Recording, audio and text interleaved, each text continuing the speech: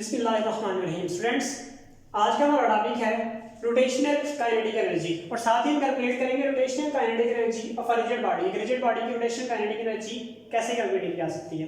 तो बेटा kinetic energy simple होती है, किसी ऑब्जेक्ट में जो मूवमेंट की वजह से, हरकत की वजह से जो एनर्जी होती है उसे कहते हैं काइनेटिक एनर्जी। इसका मतलब है जब भी कोई ऑब्जेक्ट मूव करेगा, हरकत करेगा, उस पर जो एनर्जी होगी उसे क्या बोलेंगे, kinetic energy. Rotational kinetic energy क्या होगी, अगर कोई ऑब्जेक्ट रोटेट कर रहा है, सपोज करें ये पेन जो है ये रोटेट कर रहा है, अपनी जगह पर ही मूव कर रहा है। रोटेशन का मतलब है अपनी ही जगह पर स्पिन करना, ये स्पिन कर रहा है, अपनी ही जगह पर स्पिन करना। तो इसकी वजह से जो एनर्जी है उसे हम कहेंगे रोटेशनल काइनेटिक एनर्जी। अच्छा बेटा, स्पिन करते हुए ये पेन जो है छोटे छोटे पार्टिकल से मिलकर बना हुआ है। जैसे यहाँ पर हम एक एक बॉडी ले रहे हैं, सपोज करें ये बॉडी जो मूव कर रही है, स्पिन कर रही है, ये बॉडी बेटा क्या कर रही है, स्पिन कर रही है। स्पिन करते हुए यहाँ पर हमने डिफरेंट मासेस लिखे हुए हैं, इसके सारे मैसेज सर्कुलर वे में मूव कर रही है। इनका मतलब है हर एक मास के पास कुछ ना कुछ काइनेटिक एनर्जी होगी, और उस मास के पास जो काइनेटिक एनर्जी होगी उस एनर्जी को क्या बोलेंगे, रोटेशनल काइनेटिक एनर्जी। क्योंकि हर एक मास एक फिक्स पॉइंट के गिर्द क्या कर रहा है, रोटेट कर रहा है।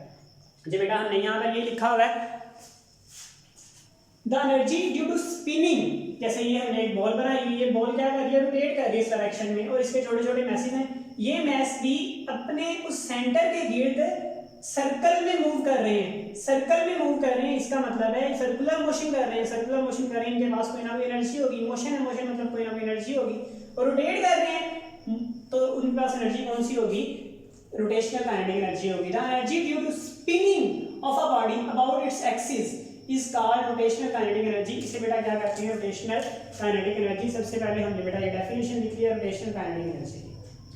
उसके बाद बेटा हमने बात की है कि अगर ये बॉल स्पिन कर रही है तो ये छोटे छोटे पार्टिकल से मिलकर बनी होगी। जैसे यहाँ पर हमने भी दिखाया हुआ है कि अगर ये बॉल स्पिन कर रही है, रोटेट कर रही है, तो ये छोटे छोटे पार्टिकल से मिलकर बनी हुई है। जब ये स्पिन कर रही है तो हर एक मास सर्कल में मूव कर रहा है, और उस सर्कल में मूव करते हुए उसके पास कोई ना कोई काइनेटिक एनर्जी है। यहाँ पर सिर्फ हमने एक मैस सेलेक्ट कर लिया कोई भी।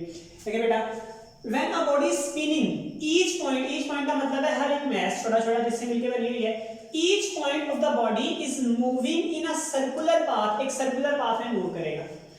It has some kinetic energy, इसके पास क्या होगी, कुछ ना कुछ काइनेटिक एनर्जी होगी। और काइनेटिक एनर्जी को क्या बोलेंगे, रोटेशनल काइनेटिक एनर्जी। उसको कैसे निकालते हैं, 1/2mv²। अगर बेटा वो सर्कल में रोटेट कर रहा है, इसका मतलब है उसके पास जो वेलोसिटी होगी वो कौन सी होगी, ऑफ कोर्स उसके पास एंगुलर वेलोसिटी होगी। मींस इस पॉइंट पर अगर इस तरफ इसकी वेलोसिटी लें तो एंगुलर वेलोसिटी होगी, अगर टेंजेंट के अलोंग वेलोसिटी लें तो वो लीनियर वेलोसिटी होगी। और इन दोनों के दरमियान जो रिलेशन होता है लीनियर वेलोसिटी और एंगुलर वेलोसिटी में, हमें पता है v = r होता है। तो बेटा v की जगह पर हम उसकी वैल्यू पुट कर देंगे। v की वैल्यू बेटा क्या है, r स्केयर का, तो हमने बेटा स्केयर ले लिया।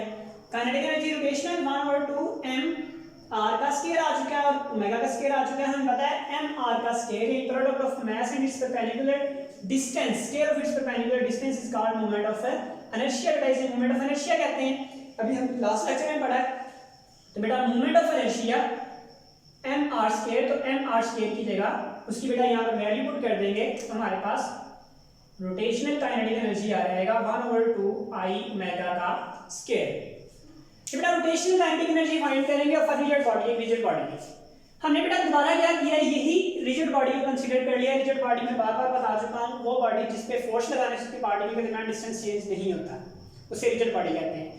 बेटा कंसीडर रिजिड बॉडी, हमने एक रिजिड बॉडी कंसीडर की जैसे कि डायग्राम में दिखाई हुई है। इस स्पिनिंग अबाउट इट्स एक्सिस, जो स्पिन कर रही है, घूम रही है अपने एक्सिस के गिर्द। जैसे बेटा ये घूम रहा है अपने एक्सिस के गिर्द, अपने एक्सिस के गिर्द बेटा ये घूम रही है, अपने एक्सिस के गिर्द जब घूम रही है तो इसके जितने भी मैसेज से मिलकर बनी हुई है।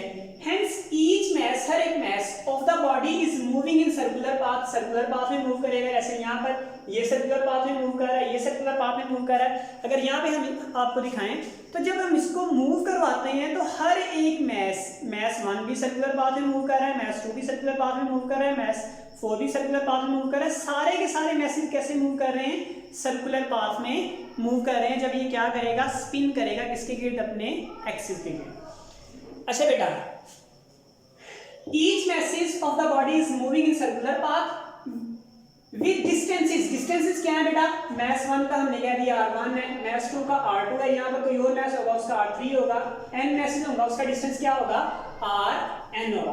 काइनेटिक एनर्जी कौन सी kinetic energy? Rotational kinetic energy.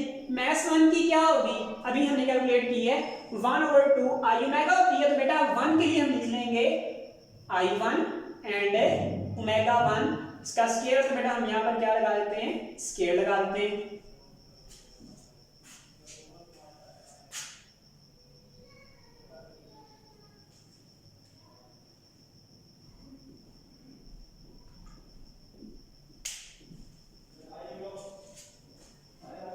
बेटा काइनेटिक एनर्जी, कौन सी kinetic energy? Rotation kinetic energy of the mass 1 की क्या होगी? 1/2 m हमने भी लिखा है kinetic energy rotation 1/2 I omega का स्क्वायर।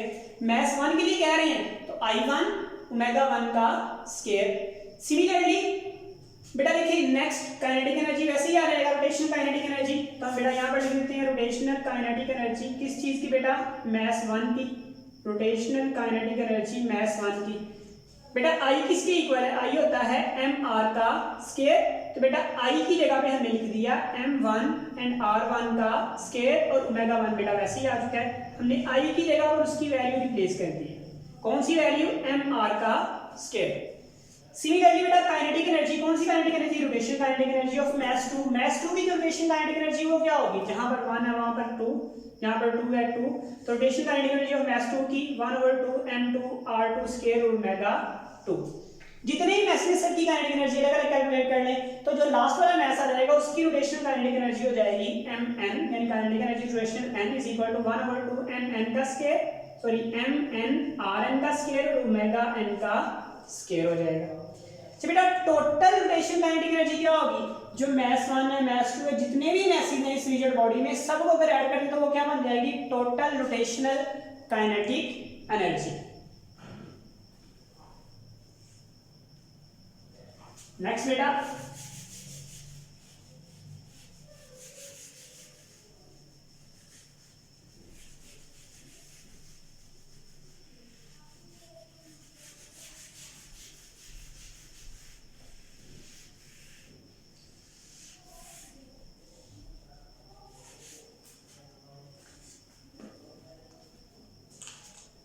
नेक्स्ट बेटा इसमें हम वैल्यू पुट कर देते हैं। काइनेटिक एनर्जी कौन सी बेटा? Rotational is equal to kinetic rotation 1 बेटा किसकी इक्वल आई है? 1/2 m1 r1 square omega 1 1/2 m1 r1 square omega 1 plus 1/2 m2 r2 square omega 2 square और बेटा dot dot dot 1/2 mn rn का स्क्वायर और ओमेगा स्क्वायर। सिमिलरली बेटा अगर हम पहले ही बात कर चुके हैं कि अगर बेटा एक रोटेशन मुकम्मल करते हुए मास 1 जो है वो एंगल ट्रेवल करता है 2 पाई, तो मास 2 भी अपना एक रेवोल्यूशन मुकम्मल कर लेगा, वो भी एंगल कितना ट्रेवल कर लेगा? 2 पाई। तो एंगुलर वेलोसिटी बेटा क्या होती है? हमारे पास एंगुलर वेलोसिटी होती है rate of change of angular displacement. Angular displacement अगर मास 1 के लिए बेटा लिखते हैं तो मास 1 के लिए अगर एक रेवोल्यूशन में उसने कंप्लीट किया है 2 पाई, तो at the same time mass 2 ने भी 2 पाई ट्रैवल किया होगा ओवर टी का मतलब है टाइम पीरियड एक रेवोल्यूशन मुकम्मल करने के। तो सारी एंगुलर वेलोसिटी का आंसर सेम आएगा। ओमेगा एन भी बेटा क्या होगा? 2 पाई ओवर टी ही होगा। तो एंगुलर वेलोसिटी सारी कांस्टेंट होगी। इसका मतलब बेटा हम लिख सकते हैं ओमेगा 1 इज इक्वल है ओमेगा 2 के एज वी नो, हमें बेटा पता है ओमेगा 1 इज इक्वल ओमेगा 2 के is equal dot dot dot किस चीज के बेटा? ओमेगा एन के। तो इसे बेटा सिंपली हम एक ही कह देते हैं, क्या कह देते हैं? सिर्फ ओमेगा कह देते हैं।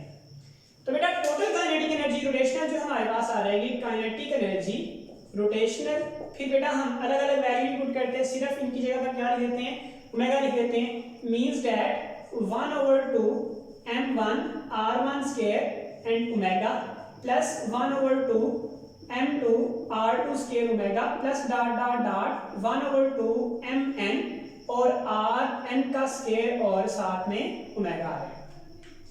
नेक्स्ट बेटा क्या करेंगे? नेक्स्ट इन सब में से ओमेगा कॉमन ले लेते हैं। तो काइनेटिक एनर्जी रोटेशनल बेटा हमारे पास इक्वल आ जाएगी 1/2 m1 r1 स्क्वायर प्लस 1/2 भी कॉमन ले लेते हैं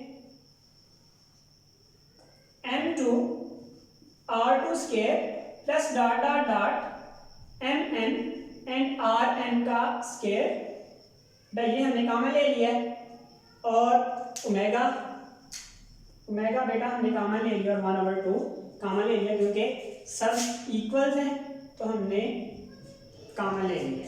अच्छा बेटा यहाँ पर भी हम लिख लेंगे ओमेगा का स्क्वायर। नेक्स्ट बेटा हमें पता है ये क्या होता है, total moment of inertia of rigid body.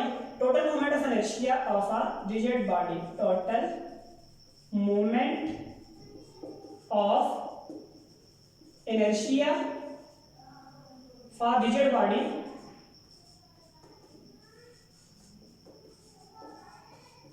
उसे हम बेटा क्या लिखते हैं, उसे हम लिखते हैं समेशन I1 से n तक mi एंड ri, और ये किसके इक्वल होता है बेटा, ये इक्वल होता है i के इक्वल होता है, और ये बेटा किसके इक्वल होता है, अभी हमने लिखा था समेशन I1 से n तक इज इक्वल होगा mi ri square is equal होगा m1 r1 square plus m2 r2 square plus dot dot dot mn and rn का स्क्वायर।